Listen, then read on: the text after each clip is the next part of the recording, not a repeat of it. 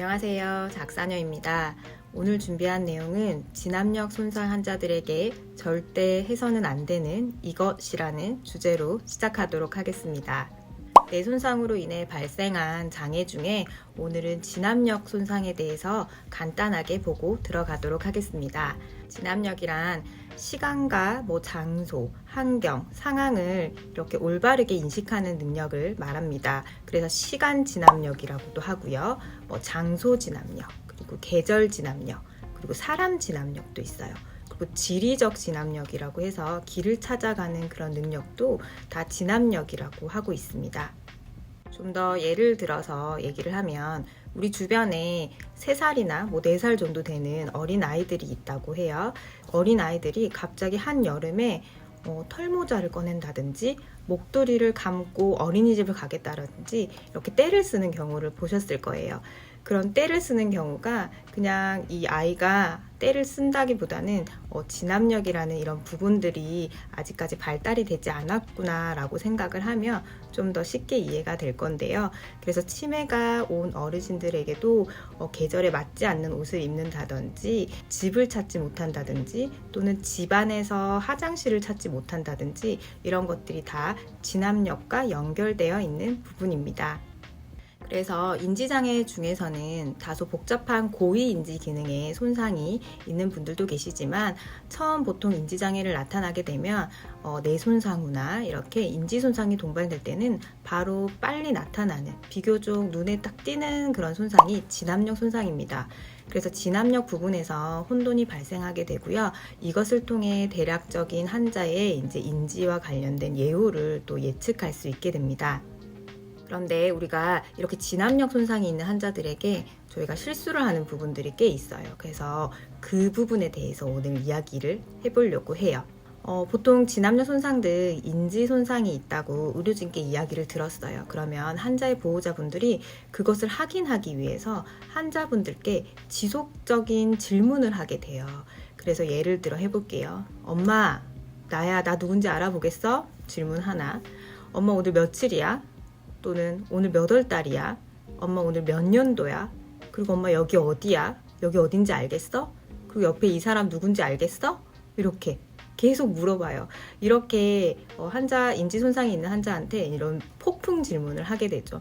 근데 침대에 누워서 천장만 보고요. 기계 소리만 듣고 지나가는 의료진들만 이렇게 보던 그런 환자분들이 갑자기 중환자실에 이렇게 잠깐의 시간, 그 보호자 면회 시간에 온 가족들이 이렇게 폭풍 질문을 하게 되면 그 자체가 너무 스트레스이지 않을까요? 그럼 환자가 안정돼서 일반 병실로 갔다고 칩니다.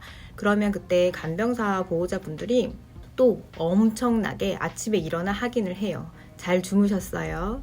오늘 며칠이죠? 이렇게 일어나자마자 확인하는 경우도 있고 조금 지났다가 확인하는 경우도 있어요. 우리도 사실 오늘 일어나서 특정일이 아닌 이상은 며칠인지 사실 다 기억하지 못해요. 그리고 누군가가 오늘 며칠이야 이렇게 질문을 보면 달력을 보거나 또는 이렇게 눈을 돌리면서 생각을 하게 되죠.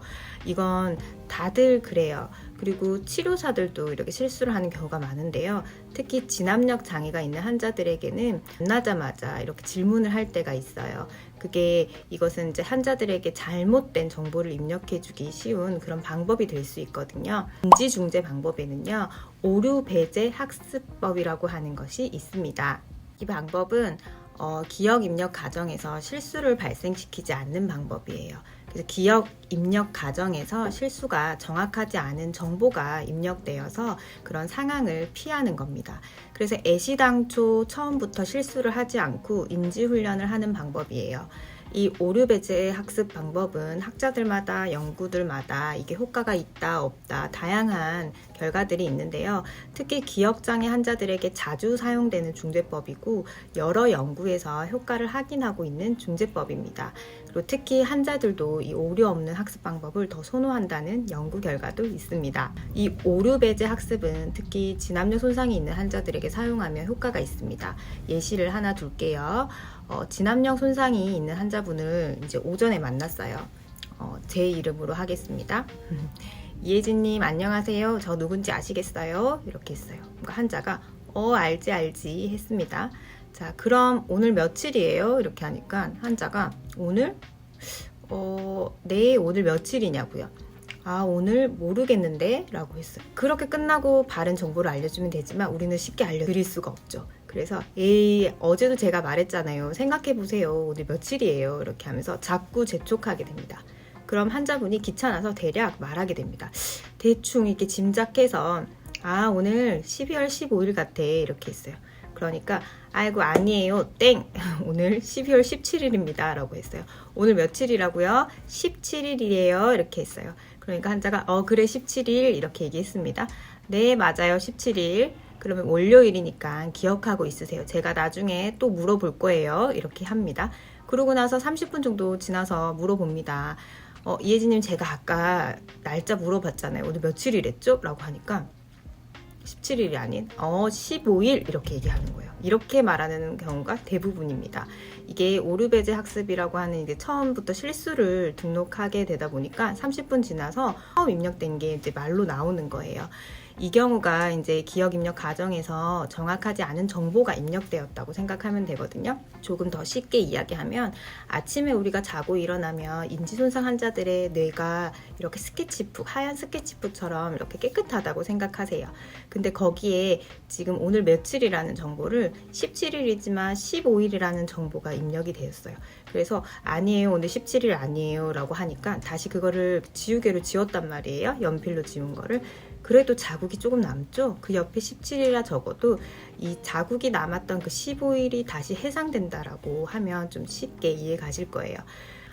그럼 이런 상황에서 진압력 손상이 있는 환자들에게 사실 어떤 방법을 적용해야 되는지는 여러 가지 방법들이 많은데 제가 자주 사용하는 진압력 손상 환자들한테 적용할 수 있는 그런 방법들이 있습니다. 이 팁을 지금 보도록 할게요. 시간 진압력 이에요. 시간 진압력에서는 우선은 준비물이 갤린더가 있고 색연필만 있으면 됩니다. 매일 아침 환자들한테 이렇게 습관처럼 하고 오르베제 학습이라고 하면서 그러면 바른 정보만 입력해 준다고 했잖아요. 질문을 하지 않으면 이 사람이 맞출 수 있는 능력을 그런 기회를 뺏는 거 아니냐라고 하면서 질문을 하시는 경우가 있는데요. 이분들이 점점 치료하는 과정으로 인지가 좋아지면서 자신이 직접 그 달력을 확인하고 손상되지 않는 바른 날짜를 이렇게 입력하게 되면 그때는 조금씩 질문을 하고 힌트를 주면서 이렇게 이어나가면 됩니다. 처음 인지 손상이 있는 환자들한테는 기회를 먼저 제공하기보다는 바른 정보를 입력하는 게 좋다는 거예요. 자, 그러면 어떤 방법으로 할지 영상을 통해서 보도록 하겠습니다.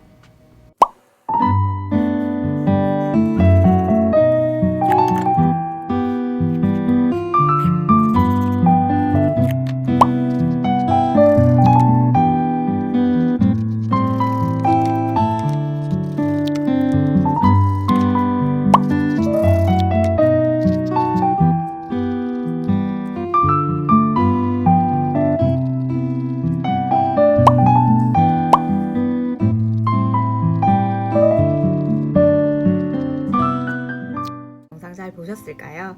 자, 이렇게 환자분들에게 진압력 손상이 있는 분들이 조금씩 이렇게 바른 정보가 입력될 수 있도록 달력을 통해 이렇게 색칠을 하고 날짜 입력을 하다 보면 이분들에게도 바른 날짜 정보가 또 인출될 거예요. 이런 식으로 진압력 손상 환자들한테는 처음에 이렇게 접근을 하면 굉장히 효과가 있을 겁니다. 오늘은 여기까지 하고요. 앞으로 또 다른 인지 재활과 인지 관련된 내용으로 또 준비하도록 할게요. 감사합니다.